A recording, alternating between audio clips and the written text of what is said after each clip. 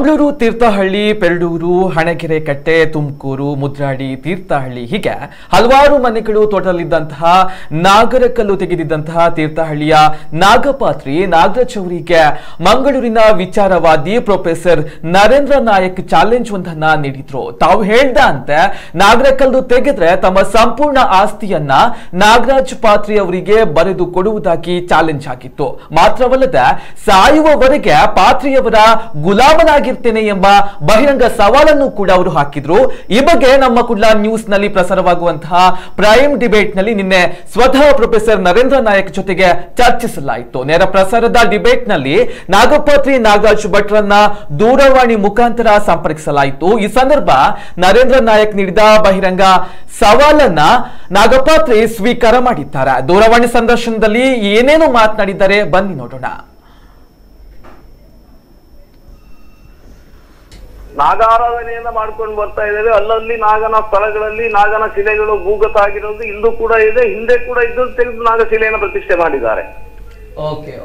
ಅದರಿಂದ ನಾಗನಿಂದ ಏನು ಸಮಸ್ಯೆ ಬಂದಿದೆ, ಅವರು ಈ ಶಿಲೆಯ ಭೂಗತ ಇರ್ತಕ್ಕಂಥ ಬಂದಂತ ಸಮಸ್ಯೆಗಳಿಗೆ ನಾವು ಅದನ್ನು ತೆಗೆದು ಪರಿಹಾರ ಕೊಟ್ಟಿದ್ದೇವೆ ವಿನಃ ಬೇರೆ ರೀತಿಯಲ್ಲಿ ಇದನ್ನು ಸವಾಲಂತ ಆಗ್ಲಿ ನಾಗ ಇದನ್ನ ತೆಗೆಯೋದು ದೊಡ್ಡ ಪವಾಡ ಅಂತ ಆಗ್ಲಿ ನಾವು ಇವತ್ತು ಎಂದು ಹೇಳ್ಕೊಳ್ಳಿಲ್ಲ. ಅದು ಪವಾಡ ಅಲ್ಲೋ ಅಲ್ಲ, ಇದು ಧಾರ್ಮಿಕ ಸೇವೆ. ನಾವು ನಾಗಾರಾಧನೆ ಮಾಡ್ಕೊಂಡು ಬಂದಿರ್ತಕ್ಕಂಥ ಒಂದು ಸೇವೆಯನ್ನು ಮಾಡುವಂತ ಭಕ್ತರಷ್ಟೇ ನಾವು.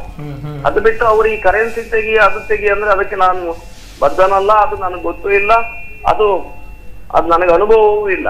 ನಾನು ಆಸ್ತಿಗಾಗಿ ಹಣಕ್ಕಾಗಿ ಈ ಒಂದು ದೇವತಾ ಕಾರ್ಯ ಮಾಡುವುದಾದ್ರೆ ಇವತ್ತು ಕೋಟಿ ಹಣ ಸಂಪಾದನೆ ಮಾಡ್ಬೋದಿತ್ತು. ನಾನು ಹಣಕ್ಕಾಗಿ ಆಸ್ತಿಗಾಗಿ ಇದು ಸಂಪಾದನೆ ಮಾಡ್ತಾ ಇಲ್ಲ. ನಾನು ದೇವತಾ ನಾಗಾರಾಧನೆಯನ್ನ ಮಾಡ್ತಾ ಇದ್ದೇನೆ. ನನ್ನ ಕರ್ತವ್ಯವೇ ಅದು. ಅದು ಬಿಟ್ಟು ಅವ್ರ ಆಸ್ತಿ ಸಿಗುತ್ತೆ, ಅವ್ರ ಇದು ಸಿಗುತ್ತೆ ಆದ್ರೆ ಅವ್ರು ಹೇಳಿದ್ದಕ್ಕೆ ನಾನು ಮಾಡ್ಲಿಕ್ಕೆ ಆಗಲ್ಲ, ಅದು ನನ್ನ ಹತ್ರ ಆಗೋದು ಇಲ್ಲ. ಅದು ಅದೇ ನಾಗನ ಶಿಲೆಯನ್ನು ಇಡ್ಲಿ, ಅವರು ಚಾಲೆಂಜ್ ಬರ್ಲಿ. ನಾನು ಅವ್ರ ಭೂಮಿ 1 ಎಕರೆ ಅಲ್ಲ 10 ಎಕರೆ ಭೂಮಿಯಲ್ಲಿ ಒಂದು ಶಿಲೆಯನ್ನು ಹೂತಿಡ್ಲಿ, ನಾನು ಆ ಶಿಲೆ ಎಲ್ಲಿದೆ ಅಂತ ನಾನು ಮಾಧ್ಯಮದ ಎದುರಲ್ಲೇ ಹೋಗಿ ತೋರಿಸಿ ತೆಗಿತೇನೆ. ಒಪ್ಪಿಗೆ ಇಲ್ಲ ಸರ್, ಅದು ಕರೆನ್ಸಿ ವಿಷಯದಲ್ಲಿ ನನಗೆ ಒಪ್ಪಿಗೆ ಇಲ್ಲ. ಅದೇ ನಾಗನ ಶಿಲೆ ಇಡ್ತಾರೆ ಕೇಳಿ, ನಾನು ಅದು ಒಪ್ಪಿಕೊಂಡು ನಾನು ಬಂದು ಕೊಡ್ತೇನೆ ಸರ್. ಅವರು ನಾಗನ ಬಿಂಬನೆ ಯಾವುದೇ ಒಂದು ಇದರಲ್ಲಿ ಇಟ್ಟು ಕೂಡ ಅದಕ್ಕೆ ನಾನು ಬದ್ಧನಾಗಿದ್ದೇನೆ, ಅದು ನಾನು ಸ್ವೀಕಾರ ಮಾಡ್ತೇನೆ.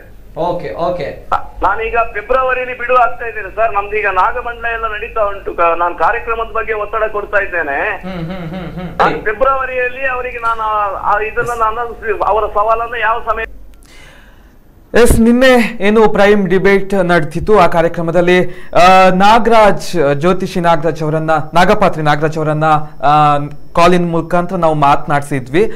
ಈ ಪ್ರಕರಣಕ್ಕೆ ಏನು ಸಂಬಂಧಪಟ್ಟಂತೆ ನಾಗರಾಜ್ ಜ್ಯೋತಿಷಿ ನಾಗರಾಜ್ ಕೂಡ ಮಾಹಿತಿಯನ್ನ ನೀಡಿರುವಂತಹದ್ದು. ಇನ್ನು ಮಂಗಳೂರು, ತೀರ್ಥಹಳ್ಳಿ, ಪೆರಡೂರು, ಹಣಗೆರೆ ಕಟ್ಟೆ, ತುಮಕೂರು, ಮುದ್ರಾಡಿ ಹೀಗೆ ಹಲವಾರು ಏನು ಮನೆಗಳೇನಿತ್ತು ಅಲ್ಲಿ ತೋಟದಂತಹ ನಾಗರ ಕಲ್ಲು ತೆಗೆದಂತಹ ತೀರ್ಥಹಳ್ಳಿಯ ನಾಗರಾಜ್ ಪಾತ್ರಿ ಅವರಿಗೆ ಮಂಗಳೂರಿನ ವಿಚಾರವಾದಿ ಪ್ರೊಫೆಸರ್ ನರೇಂದ್ರ ನಾಯಕ್ ಅವರು ಚಾಲೆಂಜ್ ಅನ್ನ ನೀಡ್ತಾರೆ. ತಾವು ಹೇಳಿದ ಹಾಗೆ ನಾಗರ ಕಲ್ಲನ್ನ ತೆಗೆದ್ರೆ ತಮ್ಮ ಸಂಪೂರ್ಣ ಆಸ್ತಿಯನ್ನ ಬರೆದು ಕೊಡುವುದಾಗಿ ಅವರ ಚಾಲೆಂಜ್ ಅನ್ನ ಮಾಡ್ತಾರೆ.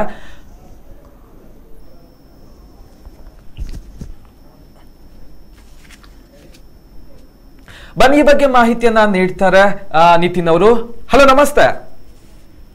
ನಮಸ್ತೆ ಅಂಜನಾ ಅವರೇ. ನಿತಿನ್ ಅವರೇ. ಎಸ್ ಅಂಜನಾ ಅವರೇ, ಹೇಳಿ. ಹಲೋ, ಹೇಳಿ ಅಂಜನಾ ಅವರೇ, ಮಾತಾಡಿ.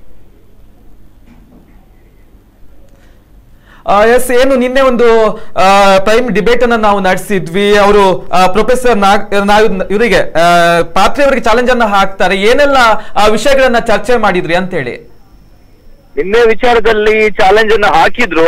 ಯಾರು ಪ್ರೊಫೆಸರ್ ನರೇಂದ್ರ ನಾಯಕ್ ಹಾಕಿದಂತಹ ಚಾಲೆಂಜ್ ಅವನ್ನು ನಾಗರಾಜ್ ನಾಗಪಾತ್ರಿ ಅವರು ಒಪ್ಕೊಂಡಿದ್ದಾರೆ.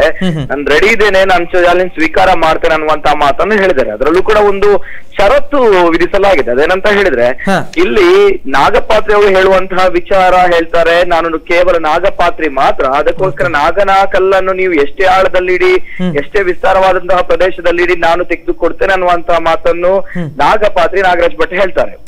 ಈ ರೀತಿ ಕಂಡೀಷನ್ ಹಾಕಿದ್ರೆ ನಾನು ಕರೆನ್ಸಿ, ನೀವು ಕೊಡುವಂತಹ ಕರೆನ್ಸಿ ಆಗ್ಲಿ, ಇದು ಹಣದ ಮೌಲ್ಯ ನಾನು ಹೇಳಲ್ಲ ಅನ್ನುವಂತ, ಅದು ನನ್ನ ಕೆಲಸ ಅಲ್ಲ, ಅದು ನನಗೆ ವಿದ್ಯೆ ಗೊತ್ತಿಲ್ಲ ಅನ್ನುವಂತಹ ಮಾತನ್ನು ಖಂಡಿತವಾಗಿ ಹೇಳ್ತಾರೆ. ಅದೇ ರೀತಿ ಪ್ರೊಫೆಸರ್ ನರೇಂದ್ರ ನಾಯಕ್ ಹೇಳ್ತಾರೆ, ನೀವು ಕೇವಲ ಕಲ್ಲನ್ನು ಹುಡುಕುದಾದ್ರೆ ನಂದು ಕೂಡ ಕಂಡೀಷನ್ಸ್ ಇದೆ, ನನ್ನ ಸಂಪೂರ್ಣ ಆಸ್ತಿಯನ್ನು ಬರೆದು ಕೊಡಲ್ಲ, ಎಲ್ಲೋ ಒಂದ್ ಕಡೆ ಪ್ರೋಟೋಕಾಲ್ ನೋಡ್ಬೇಕಾಗುತ್ತೆ, ಸ್ಟಾಟಿಸ್ಟಿಕ್ಸ್ ಚೇಂಜ್ ಮಾಡ್ಬೇಕಾಗುತ್ತೆ, ಏನೋ ಮಾಡ್ಬೇಕಾಗುತ್ತೆ ಅನ್ನುವಂತ ಮಾತನ್ನು ಪ್ರೊಫೆಸರ್ ನರೇಂದ್ರ ನಾಯಕ್ ಹೇಳ್ತಾ ಇದ್ದಾರೆ. ಅವರು ಹೇಳ್ತಾ ಇದ್ದಾರೆ ಖಂಡಿತವಾಗಿ ಆ ನಾಗನ ಕಲ್ಲಿನ ಜೊತೆ ನಾನು ಕರೆನ್ಸಿ ಇಡ್ಲೇಬೇಕು ಅನ್ನುವಂತ ಮಾತನ್ನು ಪ್ರೊಫೆಸರ್ ನರೇಂದ್ರ ನಾಯಕ್ ಹೇಳ್ತಾ ಇದ್ದಾರೆ. ಆದ್ರೂ ಎಲ್ಲೋ ಒಂದ್ ಕಡೆ ನಾವು ಒಪ್ಕೊಳ್ಬೇಕಾಗುತ್ತೆ. ಅಂದ್ರೆ ನಾಗಪಾತ್ರೆ ಅಂತ ಆದವರು ನಾಗನ ಕಲ್ಲನ್ನು ಹುಡುಕಿ ಕೊಡ್ತೇನೆ ಅನ್ನುವಂತಹ ಮಾತನ್ನು ಒಪ್ಕೊಳ್ತಾ ಇದ್ದಾರೆ, ಸವಾಲು ಸ್ವೀಕರಿಸ್ತಾ ಇದ್ದಾರೆ, ಅವ್ರು ರೆಡಿ ಇದ್ದಾರೆ. ಅಂದ್ರೆ ಫೆಬ್ರವರಿ ಮೊದಲ ವಾರದಲ್ಲಿ ನಾನು ಬರ್ತೇನೆ, ಬಿಡುವು ಮಾಡ್ಕೊಂಡು ಬರ್ತೇನೆ. ಅಂದ್ರೆ ಅವರ ಊರನೇ ನಾಗಮಂಡಲೋತ್ಸವ ಕ್ಷೇತ್ರಗಳಲ್ಲಿ ಸೇವೆಗಳಲ್ಲಿದ್ದಂತೆ ಅದನ್ನೆಲ್ಲ ಮುಗಿಸಿ ಫೆಬ್ರವರಿ ಮೊದಲ ವಾರದಲ್ಲಿ ಬಿಡುವು ಮಾಡಿ ಬರ್ತೇನೆ, ನಮ್ಮ ಕುಡ್ಲ ವಾಹಿನಿಯಲ್ಲಿ ವೇದಿಕೆಯಾಗಿ ನಾನು ರೆಡಿ ಆಗಿದ್ದೇನೆ ಅನ್ನುವಂತ ಮಾತನ್ನ ಅವ್ರು ಹೇಳ್ತಾ ಇದ್ದಾರೆ, ಯಾರು ನಾಗಪಾತ್ರೆ ಅವರು. ಓಕೆ, ಇದೇನಂತ ಹೇಳಿದ್ರೆ ನಿತಿನ್, ಇವಾಗ ಇದು ರಾಷ್ಟ್ರ ರಾಜ್ಯ ಮಟ್ಟದಲ್ಲಿ ಕೂಡ ಈ ಒಂದು ಪ್ರಕರಣ ಅನ್ನುವಂಥದ್ದು, ಈ ಒಂದು ವಿಚಾರ ಅನ್ನುವಂಥದ್ದು ಬಹಳ ಸದ್ದನ್ನ ಮಾಡ್ತಾ ಇದೆ. ಫೆಬ್ರವರಿ ಒಂದು ಅಂತ್ಯ ತಿಂಗಳಿಗೆ ಸೊ ಅಂತ್ಯವನ್ನ ಕಾಣ್ಬೋದು ಅನ್ನುವಂಥದ್ದು ಈಗ ಎಸ್, ನಿಜವಾಗ್ಲೂ ಆತರ ಕಾಣ್ತಾ ಇದೆ. ಅಂದ್ರೆ ನಾಗಪಾತ್ರೆ ಅವರು ಎಲ್ಲೋ ಒಂದ್ ಕಡೆ ಆಪಾದನೆ ಬರ್ತಾ ಇತ್ತು ಇಷ್ಟು ದಿನ. ಅಂದ್ರೆ ಈ ಪ್ರಕರಣ ಬೆಳಕಿಗೆ ಬಂದಾಗ ನಾಗಪಾತ್ರೆ ಅವರು ತುಂಬಾನೇ ಫೇಮಸ್ ಆಗಿದ್ರು, ಎಲ್ಲಾ ಕಾಲ್ಗೆಲ್ಲ ಸಿಗ್ತಾ ಇದ್ರು, ಮಾತನಾಡ್ತಿದ್ರು ಗಂಟೆಗಟ್ಲೆ ಕಾಲ ಅನ್ನುವಂಥದ್ದು. ಆದ್ರೆ ನಿನ್ನೆ ಮೊನ್ನೆ 2 ದಿನಗಳಿಂದ ನಾಗಪಾತ್ರೆ ಅವರು ಫೋನಿಗೆ ಸಿಗಲ್ಲ ಅನ್ನುವಂಥದ್ದು, ಫೋನ್ ಮಾಡಿದ್ರೆ ನಂಬರ್ ಬಿಸಿ ಬರುತ್ತೆ ಅಥವಾ ಕಾಲ್ ಡೈವರ್ಟ್ ಆಗುತ್ತೆ ಅನ್ನುವಂತಹ ಮಾತುಗಳು. ಆದ್ರೆ ನಿನ್ನೆ ನಾವು ನಡೆಸಿದಂತಹ ಕ್ರೈಮ್ ಡಿಬೇಟ್ ಕಾರ್ಯಕ್ರಮದಲ್ಲಿ ಅವರು ನೇರವಾಗಿ ದೂರವಾಣಿ ಸಂಪರ್ಕದಲ್ಲಿದ್ರು.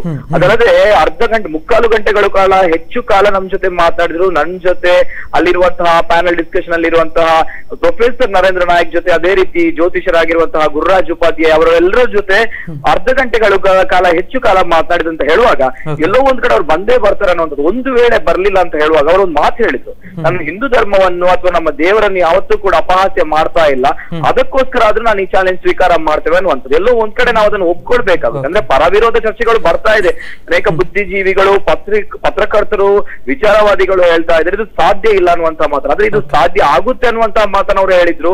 ಆದ್ರೆ ಒಂದು ಸ್ಪಷ್ಟವಾಗಿ ಅವರು ಹೇಳ್ತಾರೆ, ನಾನು ಜ್ಯೋತಿಷಿ ಅಲ್ಲ ಅನ್ನುವಂಥದ್ದು, ನನ್ಗೆ ವಿಭಿನ್ನವಾಗಿರುವಂತಹ ವಿದ್ಯೆ ಗೊತ್ತಿದೆ, ನಂದು ಅಘೋರಿ ವಿದ್ಯೆ ಅನ್ನುವಂಥದ್ದು, ಅದವರ ಗುರುಗಳವರಿಗೆ ದಾರೆ ಎರೆದಿದ್ದಾರೆ ಅನ್ನುವಂತಹ ಮಾತನ್ನು ಅವರು ಹೇಳ್ತಾರೆ. ಇದನ್ನು ನಾವು ಗಮನಿಸಬೇಕಾಗಿರುತ್ತೆ. ಎಲ್ಲೋ ಜ್ಯೋತಿಷಿಗಳಿಗೆ ಇದು ಸಾಧ್ಯ ಇಲ್ಲ ಅನ್ನುವಂತ ಮಾತನ್ನ ಆಗಿರ್ಬೋದು, ಆದ್ರೆ ಅದು ಅವರೇ ಹೇಳ್ತಾರೆ, ನಾನು ಸ್ಪಷ್ಟವಾಗಿ ನಾನು ಜ್ಯೋತಿಷಿ ಅಲ್ಲ ಅನ್ನುವಂತ ಮಾತನ್ನು ಆ ನಾಗಪಾತ್ರೆ ಹೇಳ್ತಾರೆ.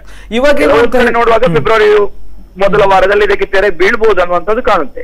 ಓಕೆ, ಇವಾಗೇನು ಅಂತ ಹೇಳಿದ್ರೆ ಮಾಧ್ಯಮಗಳ ಎದುರು ಅವರು ತಮ್ಮ ಶಕ್ತಿಯನ್ನ ತೋರ್ಪಡಿಸಿದ್ರು ಕೂಡ ಮತ್ತಷ್ಟು ಅನುಮಾನಗಳಿಗೆ ಈ ಒಂದು ವಿಚಾರಗಳು ಎಡೆ ಮಾಡಿ ಕೊಟ್ಟಿದೆ. ಈ ವಿಚಾರಕ್ಕೆ ಸಂಬಂಧಪಟ್ಟಂತೆ ಏನ್ ಮಾಹಿತಿಯನ್ನ ನೀಡಿದ್ರು ನಿತಿನ್? ಮಾಧ್ಯಮಗಳಿಗೆ ಅನೇಕ ಪ್ರಶ್ನೆಗಳು ಕೇಳಿ ಬಂದಿತ್ತು, ಆಪಾದನೆಗಳು ಕೇಳಿ ಬಂದಿತ್ತು, ಅವರು ಸುಳ್ಳು ಅನ್ನುವಂಥದ್ದು. ನಾನು ಅದಕ್ಕೆ ಆ ಕಾರ್ಯಕ್ರಮದಲ್ಲಿ ಎಲ್ಲಾ ಪ್ರಶ್ನೆಗಳನ್ನು ಒಂದೊಂದೇ ಪ್ರಶ್ನೆಗಳನ್ನು ಕೇಳ್ಕೊಂಡು ಬಂದೆ. ಪ್ರತಿಯೊಂದು ಪ್ರಶ್ನೆಗಳಿಗೆ ಏನು ಮುಲಾಜಿಲ್ಲದೆ ಎಲ್ಲದಕ್ಕೂ ಕೂಡ ಉತ್ತರ ಕೊಡ್ತಾ ಬಂದ್ರು. ಪ್ರತಿಯೊಂದು ಪ್ರಶ್ನೆಗಳಿಗೆ ಏನ್ ಬಂದಿತ್ತು, ಆ ಕೆಂಪು ಮಣ್ಣಿತ್ತು ಆ ಪ್ರದೇಶದಲ್ಲಿ, ಆದ್ರೆ ಆ ಶೇಡಿ ಮಣ್ಣು ಆ ಕಲ್ಲಿನಲ್ಲಿ ತುಂಬಿಕೊಂಡಿತ್ತು ಅನ್ನುವಂತಹ ಮಾತುಗಳು, ಅದಕ್ಕೂ ಕೂಡ ಉತ್ತರ ಕೊಟ್ರು.